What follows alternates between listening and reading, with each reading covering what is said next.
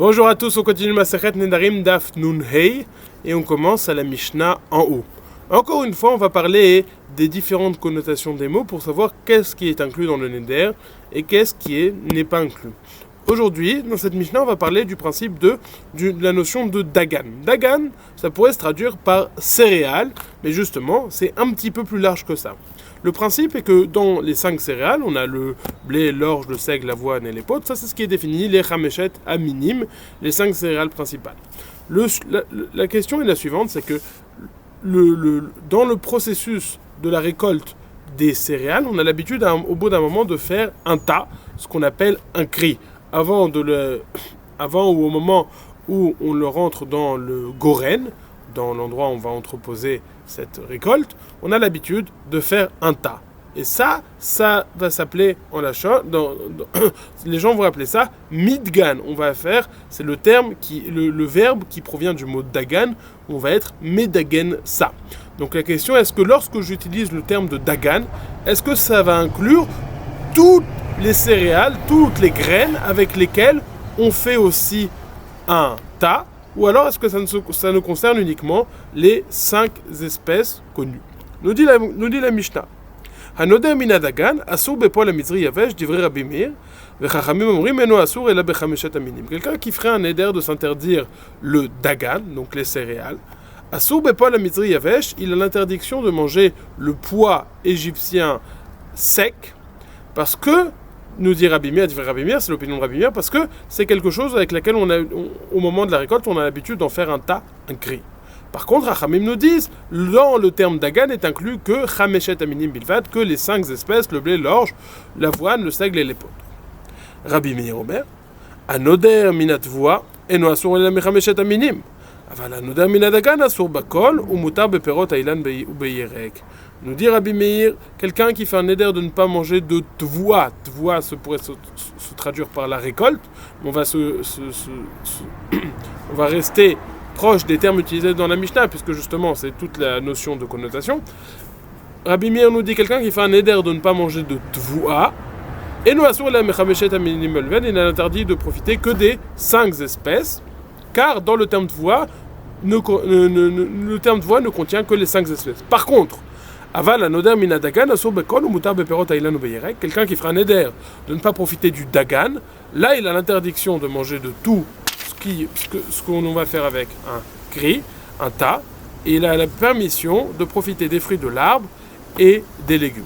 Donc on a l'opinion de Rabbi Meir qui nous dit dagan inclut toute chose avec laquelle on fait un tas, et Chachamim nous disent que ce soit dagan, que ce soit tvoua, tout cela n'inclut que les 5 espèces uniquement.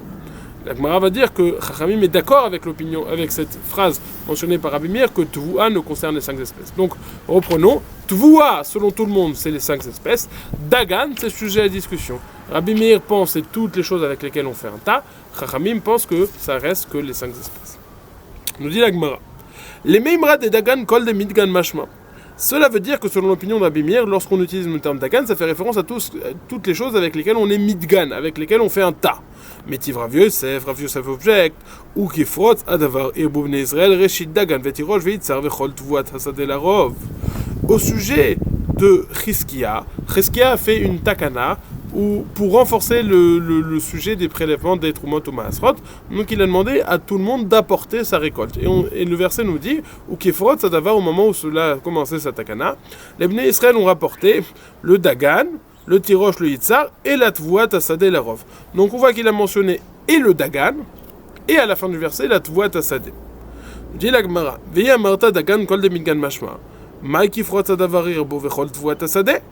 Si tu me dis que dans le dagan est déjà inclus tout ce avec lequel on fait un tas, tout ce avec lequel on fait un tas, que vient nous rajouter le verset en nous disant qu'ils ont rapporté tvuat hasadeh? C'est déjà tout inclus dans dagan. Dit la Gemara, Marabaï, il a touillé perot ailan veyerek. Lorsqu'on dit tvuat hasadeh, ça vient rajouter qu'ils n'ont pas seulement apporté toutes les céréales avec lesquelles on fait un tas, les 5 espèces, les céréales avec lesquelles on fait un tas, ils ont aussi apporté les fruits et les fruits de l'arbre et les légumes. La Gemara va demander tout de suite, un petit peu plus loin, pourquoi? Comment est-ce que tvuat hasadeh peut inclure Perot, Ailan, Veyerek, nous avons dit dans la Mishnah que Tvua n'inclut que les 5 espèces. Réponse de la Gemara, il y a le terme Tvua qui ne concerne que les 5 espèces, le terme Tvua Tassadeh est plus large et contient d'autres choses. Nous dit la Gemara, citation de la Mishnah. Rabbi Meir Omer, Anoder Mina Tevua, etc. Rabbi Meir nous enseigne quelqu'un qui fait un éder de ne pas profiter de Tevua, cela ne concerne que les 5 espèces. Amar Rabbi Yochanan. Akol modim benoda mina Tevua, she'en asur la mechamishet aminim. Rabbi Yochanan nous enseigne, tous sont d'accord avec cette phrase de Rabbi Meir, c'est-à-dire que ce n'est pas une chita qui est propre à Rabbi Meir, même Chachamim sont d'accord avec ça, que lorsqu'on utilise le terme de Tevua, cela concerne les 5 espèces. Tanya Namiachi, nous avons enseigné aussi une braïta qui va dans ce sens. Veshavin benoda mina Tevua, she'en asur la mechamishet aminim. Tout le monde est d'accord au sujet de quelqu'un qui fait un éder concernant la Tevua, qu'il n'est interdit que des 5 minim, que des 5 espèces. Monagmara pshita. Maoud teima Tevua kol mine mashma kamashmalan de lo mashma kol mine. C'est évident. Pourquoi? Quel est le chidouche? Je dis, quel est le chidouche? J'aurais pu penser que Tevua est un terme qui est plus large et qui vient inclure tout ce qui se récolte, même si c'est pas fait en forme de tas, même tout ce qui se récolte. Kamashmalan, cela vient nous enseigner que cela nous considère uniquement les 5 espèces et pas tout le reste. Explique le Ran que le mot Tevua se traduit alalta. Alalta, effectivement, peut avoir une connotation qui est plus large que le terme de Tevua même, et c'est ce que la Gemara va discuter un tout petit peu plus loin. Metiv Rav Yosef, ou Chefrot Sadavar et Boumne Israël. Reshit Dagan Vetirosh Vitzar Vechol Tevua Tassadeh Lerov. Donc nous voyons ici que par rapport au Dagan, nous avons rajouté Tevua Tassadeh, la question que nous avons mentionnée plus haut, et nous avons dit que venait rajouter Tevua Tassadeh, ça vient rajouter Perot Ailan et Yerek, les fruits des arbres et les légumes. Donc pourquoi me dis-tu que tout le monde est d'accord que dans le mot Tevua n'est contenu que les 5 espèces? Non, on voit que c'est contenu plus. Amarava, Tevua Lechud ou Tevua Tassadeh Lechud. Il y a 2 mots, il y a le mot Tevua tout seul, et Tevua Tassadeh. Tevua tout seul, ça ne concerne que les 5 espèces. Tevua Tassadeh, la récolte du champ, ça concerne beaucoup plus large, même les fruits des arbres et les légumes. Bar Mar Shmuel, Pakid de Litant Leisar, Alfezouzel et Rava Minal Alta Denar Panya. Le fils de Mar Shmuel a ordonné dans son testament qu'on donne 13 000 zouzim à Rava de la récolte à l'Alta, donc la traduction du mot Tevua en araméen, des Nahar Panya, de ce qu'il avait au Nahar, au fleuve de Panya. Shalcha Rava les kameh de Rav Yosef al-Alta echim ikraye. Donc, Rava avait droit de récolte de 13 000 zouzim de ce qu'on appelle l'Alta, la récolte de Nahar Panya. Maintenant, Rava voulait savoir de quoi ai-je le droit de récupérer mon dû. Qu'est-ce qui est inclus dans cette récolte, dans cette Alalta de Nahar Panya? Nous dit la Gemara, il a donc posé cette question à Rav Yosef. Amar Rav Yosef matitaï veshavin ben adamina Tevua shena surel mechamishet aminim bilvad. Rav Yosef lui a répondu, pourtant c'est une braïta. On a dit que le mot Tevua ne concerne que les 5 espèces. Donc toi tu ne peux récupérer ton dû uniquement des 5 espèces. Amar le Abaye a répondu à Rav Yosef, midame Tevua lo mashma la mechamishet aminim bilvad. Alalta kol imine mashma. Abaye lui a dit non. Ce qui a été dit, c'est uniquement vis-à-vis du terme de Tevua. Le terme de Tevua ne concerne que les 5 espèces. Mais le terme de Alalta est beaucoup plus large. Les commentateurs expliquent que le terme de Alalta, ça veut dire ce qui est olé ou mashbiach, ce qui monte et qui apporte des bénéfices. Et donc c'est quelque chose de beaucoup plus large. Douré les kameh des Rava. Ils sont revenus devant Rava avec cette discussion entre Rav Yosef et Abaye. Amar Rava, Amar, Halo kami vayeli d'Alalta kol mine mashma. Hadinu de vayeli. Schar batim veschar sfinot mai. Mi amrinan kevan de partan laval altai. Odinma kevan de loyadi apartai ou alaltai. Kevan de loyadi. Mi amrinan kevan de partan laval altai. Odinma kevan de loyadi apartai ou alalta hi. Rava a répondu par rapport à cette réponse qui lui a été donnée. Il dit moi, évidemment. Le terme de Alalta est plus large que le terme de Tevua et il concerne plus que les 5 espèces. Il est beaucoup plus large. Ça, je savais, je n'avais pas besoin. Ce n'était pas ça ma question. Ma question était de savoir, est-ce que je peux prendre même du Srar Sfinot et Srar Batim, par exemple, s'il y avait des maisons et des bateaux et qu'il les louait, est-ce que le gain, ce bénéfice qui était fait, est-ce que je pouvais récupérer, est-ce que le bénéfice de la location de ces biens, je pouvais les récupérer ou pas. C'est-à-dire que Alalta, c'est quelque chose de très très large. C'est comme on a dit, Olé ou Mashbiar, c'est que tout bénéfice rentre dans la définition de Alalta. Quelle était la question? À savoir si les bateaux, si le srar des bateaux, si la location des bateaux et la location des maisons rentraient dans le terme de Alalta ou pas. Parce que Alalta, c'est une connotation que, comme on l'a dit, olé ou mashbiar, quelque chose qui prend de la valeur. Alors, comme il y aurait des bénéfices, le bateau lui-même et la maison lui-même, avec le temps, elle diminue de valeur, ça perd de la valeur, ça s'abîme, ça s'use. Alors, est-ce que ça rentre dans le cadre de Alalta? Ou d'un côté, on va dire, puisque ça s'use, ça ne rentre pas dans le mot Alalta. Ou d'un autre côté, on va dire, oui, ça s'use, mais c'est un usage qui est tellement long, c'est une perte qui est sur tellement longtemps que ça ne se voit pas, et donc ça, c'est pas quelque chose duquel on peut dire qu'il perd de la valeur, et donc ça rentrerait quand même dans le cadre de l'Alta. Ça, c'était la question que Rava s'était posée. Amroua, Rabbanan, Kamed et Rav Yosef, ils ont répondu à Rav Yosef que c'était ça ce que Rava avait dit. Amar vechim me'achar de l'autre sarich lan, amaï shalach lan. Rav Yosef s'est énervé, il a dit, en fait, il n'avait pas besoin de moi. Il avait très bien sa question, lui il a posé une question ouverte comme s'il ne savait rien, mais il avait déjà un avis très décidé. Pourquoi est-ce qu'il nous a envoyé ça? Ikpid Rav Yosef. Rav Yosef a été makpid, il n'était pas content de cette histoire. Shama Rava va-t-elle et Kameh Bemale Yomade Kippuram. Rava a entendu ça, il est venu le voir la veille du Yom Kippour. Ashkachel et Shamed avec Kamazi Kame Kasa de Chamra. Il se trouvait que son shamash était en train de préparer le vin pour le verser à Rav Yosef. Pourquoi est-ce qu'on préparait le vin? Parce que le vin de l'époque était très fort et il fallait le diluer dans l'eau.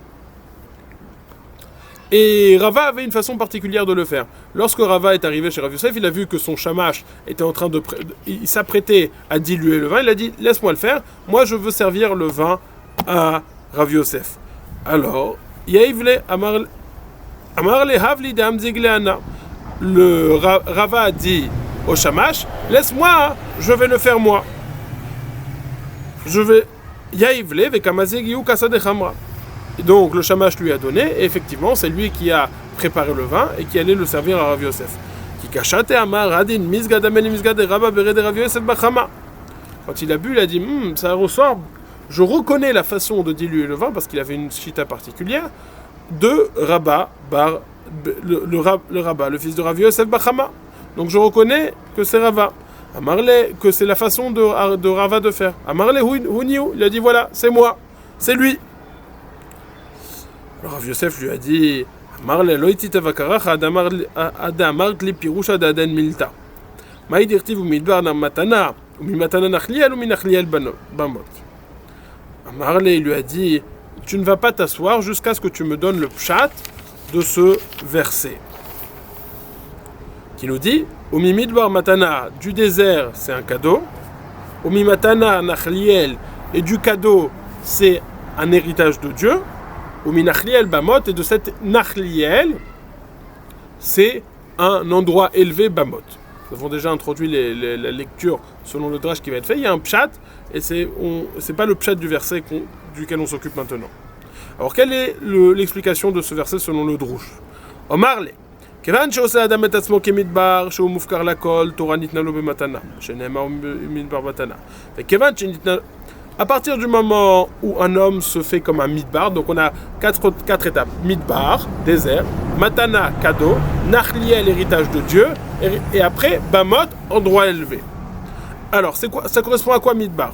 Kevan chez Ose Adam et Asmo qui midbar shou mufkar lakol Torah nitna lo bematana. À partir du moment où un homme se fait comme un midbar, où il est efker à tout le monde, c'est-à-dire qu'il enseigne à tout le monde la Torah, tous ceux qui veulent étudier, il enseigne la Torah, alors la Torah lui est donnée en matana. C'est ça, midbar, matana.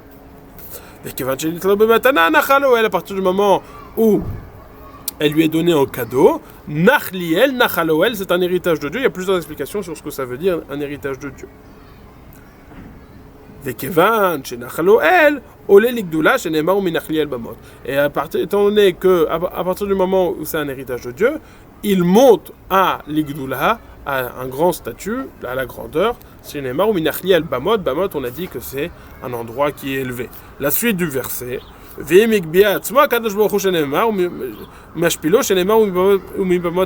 Si lui s'élève par lui-même, Akadosh Baruch Hu le rabaisse, comme il est dit dans la suite du verset, de Bamot, de cet endroit élevé, jusqu'aux profondeurs.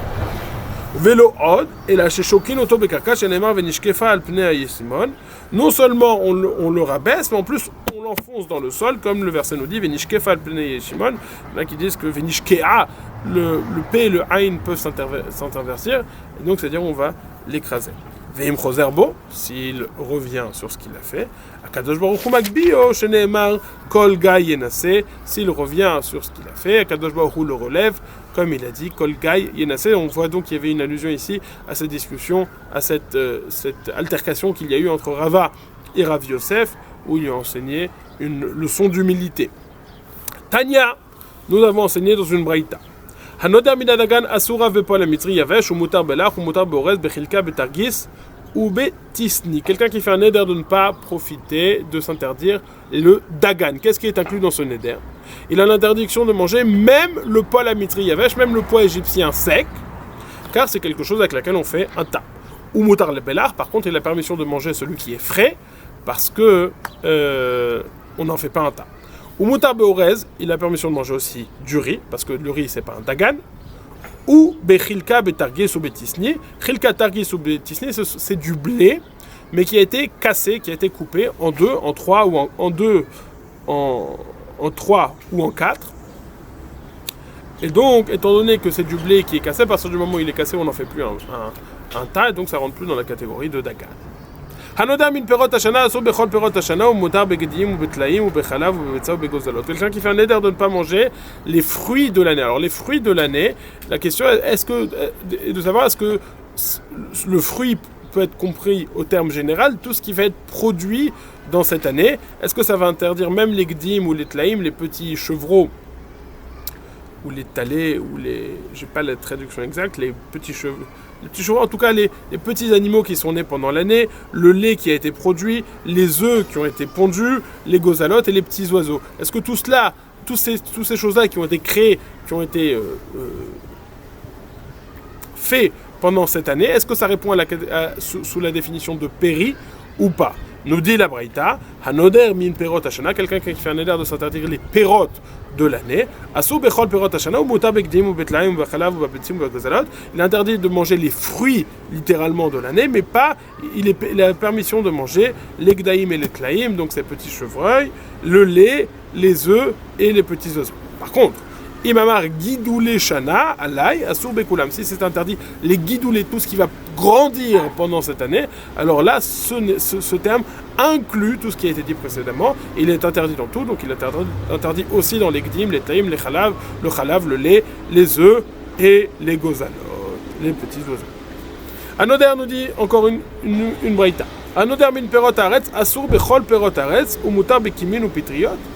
Veimimamar guidoulé karka. Donc là, la question va se poser. Avant, on s'est posé, est-ce que dans Perot Haaretz, c'est inclus tout ce qui va se produire, mais qui n'est pas réellement un fruit? Maintenant, un fruit, comme on appelle un fruit, pas un fruit dans le sens de production. Et maintenant, on va se poser la question au sujet des champignons et des truffes.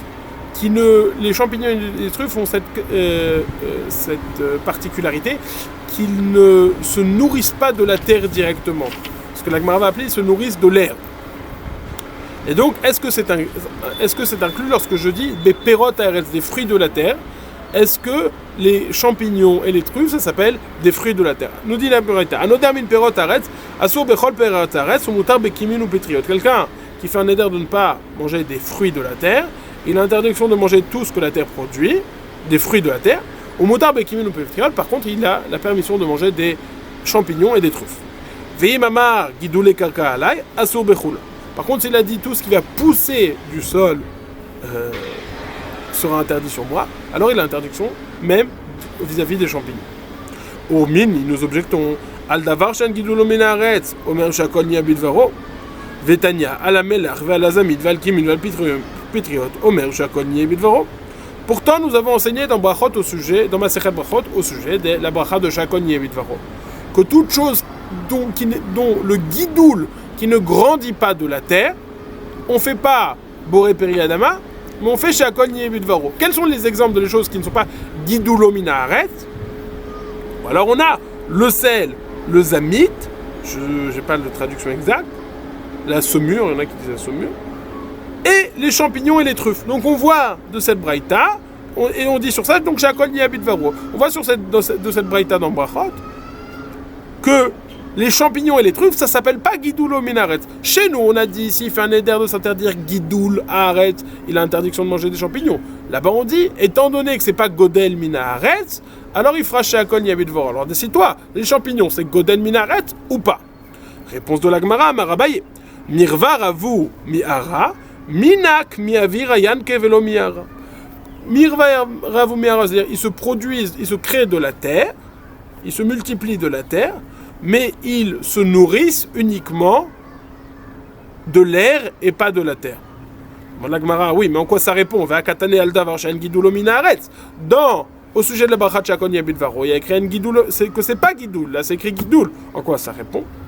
Tani al davar she'en yonek minaretz. Non, dans la Braïta de Brachot, dit que sur toute chose qui ne se nourrit pas, she'en yonek minaretz, sur ça on fera Shakol Yabit Varo, c'est ça la résolution de cette contradiction. Dans Nedarim, mettre les champignons, ce sont d'avar chez Gidulo Minaretz, c'est pour ça que ça sera inclus dans le Neder qu'il a fait sous cette forme.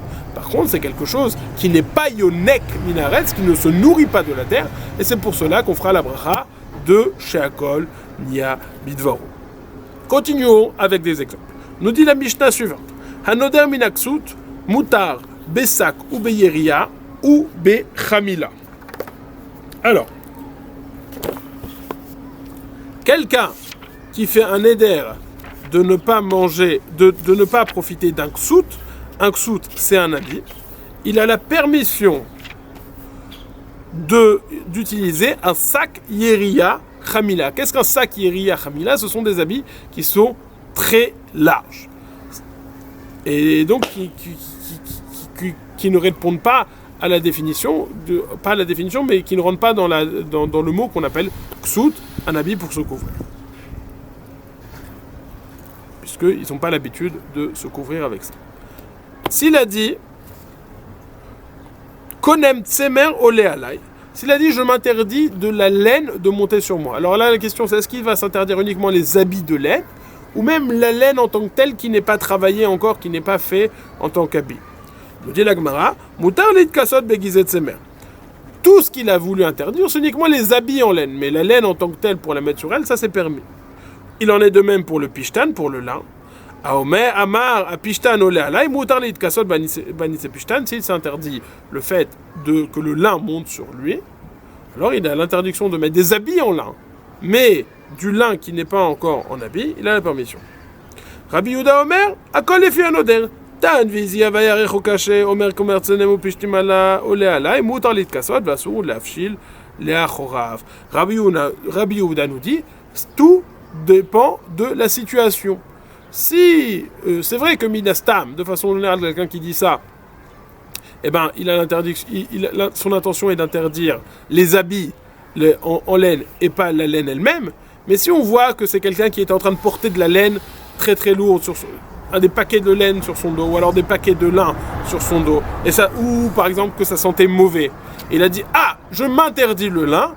Là on comprend que son interdit était dirigé vers le lin en tant que tel, vers la laine en tant que telle, la matière, et pas vers les habits. Donc il aura la permission de se couvrir avec des habits, mutar lit kasot, de s'habiller avec des habits en laine, mais sur la fil chora, par contre il n'aura pas la permission de porter ce lin et cette laine. Tania, nous avons enseigné. Anoda minaksut, mutar besak ou beyeria ou bechamila. Quelqu'un qui fait un éder de ne pas de s'interdire les ksut, les habits, il peut s'habiller avec sac Yeria Chamila, qui comme on a dit, ce sont des types d'habits épais avec lesquels les gens n'ont pas l'habitude de s'habiller. Ve asur bepunda ou bifsikaya ou biskurtia ou bikatavlia ve anpilia ou plinia ou mirnasaim ve kova. Par contre, il y a l'interdiction de mettre punda, c'est une ceinture qui est vide apparemment, avec un vide au milieu. Ou B piskaya, c'est une ceinture qui est épaisse. Ou B kurtia, c'est une tunique en cuir. Ou B katavlia. Alors katavlia,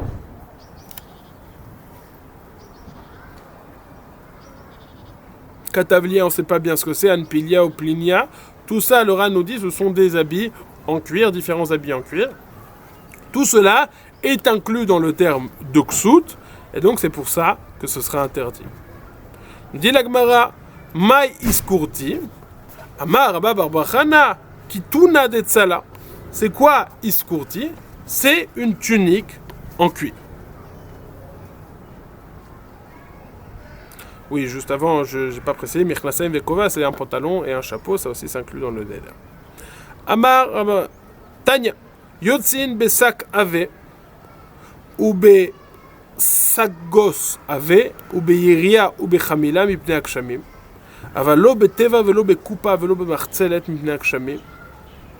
Nous avons enseigné une braïta au sujet de Ilchot Shabbat, avec quoi on a le droit de sortir, c'est-à-dire qu'est-ce qui s'appelle un habit, avec lequel on a le droit de sortir sans transgresser l'interdit de Hotza'a, de transférer quelque chose d'un domaine à un autre, d'un domaine privé à un domaine public par exemple.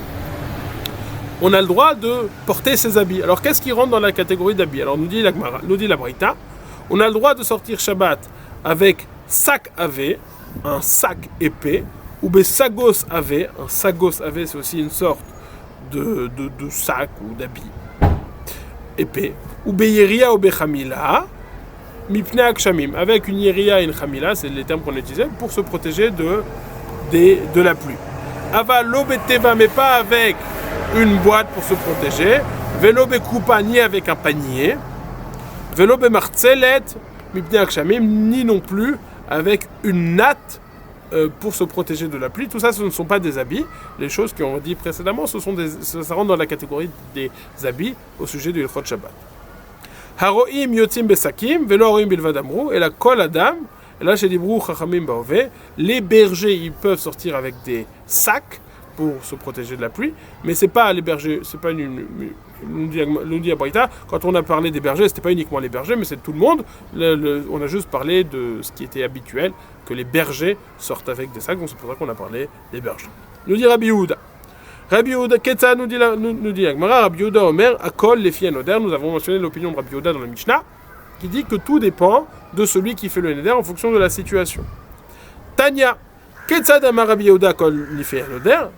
Par exemple, Haya lavush tzemer ve'atzer v'amar konem tzemer olalai asur lilbosh ou mitar liton.